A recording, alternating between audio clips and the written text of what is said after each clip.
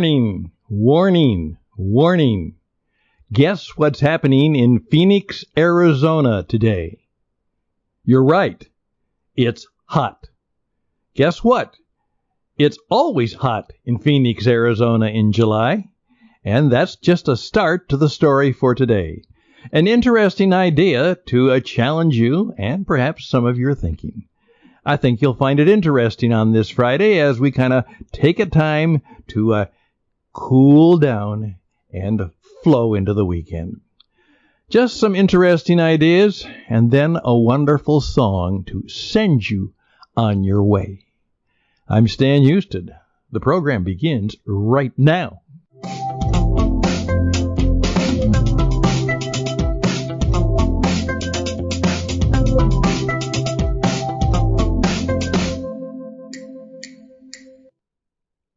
And thank you for taking time.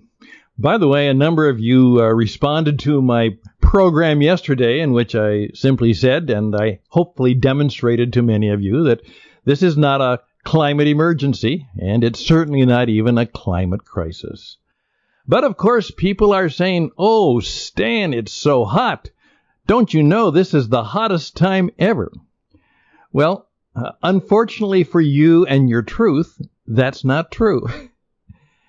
And most smart people know that. But that may be a small minority these days. Now, of course, I lived in Arizona for 15 years and enjoyed it and loved it. We are now in North Carolina, where it gets kind of humid in July. But definitely, let me tell you, in Arizona, particularly in the Sonoran Desert, because if you go up into the mountains, it can be quite cool and very nice. In July, it's hot. In fact, Phoenix may top out at 112, 113 degrees today. But you know what? That's a little cooler than 119 or 120 or 121, and it reaches that. Well, what do people do? Well, they do what they have done forever if they live in the Phoenix area. They cool down, they calm down, they take it easy, they try to look out for others, and even though humidity and heat and cold temperatures can take people's lives, they always do, they will do the best, and they'll be just fine for the most part. Now, the reason I wanted to mention this is because I actually did a number of years ago when I was teaching history a little bit of a study on this, because I remember reading in my history about, the Okies and John Steinbeck's book, The Grapes of Wrath, and about these people in the midst of the Depression in 1936 making their way. And many of you, if you've got a little literary knowledge, or if you're perhaps like me, you've got a little bit of history in you, you know that 1936 was one of the worst summers and winters ever. Now, I thought this was going to be fully lost, and then to my great surprise, just the other day, and I think it was probably yesterday, in effect, the U.S. is sweltering. However, the heat wave of 1936 was far deadlier. The killer U.S. heat wave of 1936 spread as far north as Canada, led to the heat-related deaths of an estimated 5,000 people, sent thermometers to a record 121 degrees Fahrenheit in Steele, North Dakota, and made July the warmest month ever recorded. Now, that is just a small part of how a gentleman named George Bass begins that article. The U.S. is sweltering, but the heat wave of 1936 was far deadlier. And I'm going to give him credit for that. It's a wonderful article, so please take time this weekend to look it up. And it is in the Washington Post, which kind of surprised me. But you will find a very interesting story about what that incredible year, because the winter was terribly cold and the summer was terribly hot. And even to this day, many of the record temperatures, if you talk about breaking the records, some of the temperatures from 1936 on many days still stand as the hottest days. And of course, that's over 86 years ago, when there were far less people and far less cars and practically no SUVs. So, what are you going to do with that? I also do remember, and some of you will remember, that because I was very much a part of it, 1988, that was a terrible summer. Karen and I had just returned from our overseas mission work around the world, and in 1987 we had returned and we had rented a small apartment. By the summer of 1988, we were able to buy a small house in Minneapolis, and we moved one day, and I remember sitting on the back of the U-Haul truck, and it was 104 degrees. And it was a miserably hot summer. The weather comes, the weather goes. The weather does what it does, and who knows where it will be and where it will go.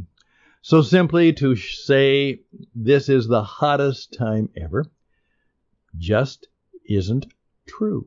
Now, we may be more aware of it. There may be more publicity about it. There are certainly more people who talk about it and complain about it, but it doesn't mean that it is true.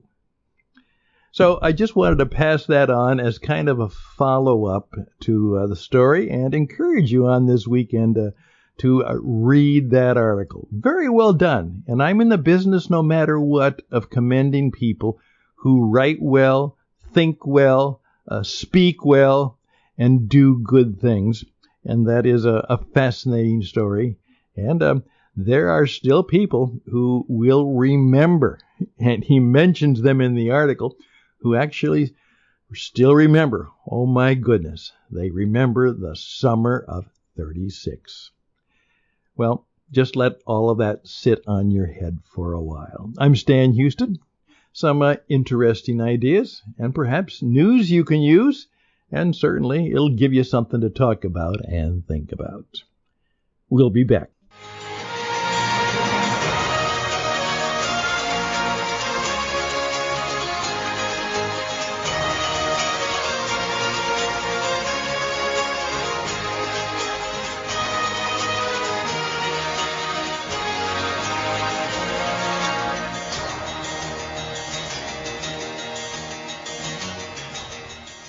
And I'm done for the day.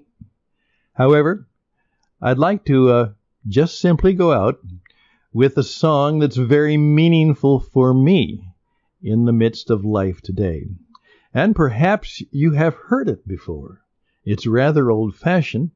It was somewhat revived by the wonderful revision, I think it was probably the second or third version of the movie True Grit. So, have a good weekend, and take 5 minutes now just to listen and think about the song before you, and we'll probably talk a little bit about it later this weekend. Best and blessings. Stay cool as you can. If somebody does something nice for you, like deliver something to you in this heat, give them a little extra money, and simply enjoy the time of being calm and perhaps being in a place where it's cool, and give thanks that you are just that, in a place that is cool. Thanks to electricity. All the best. Bye for now.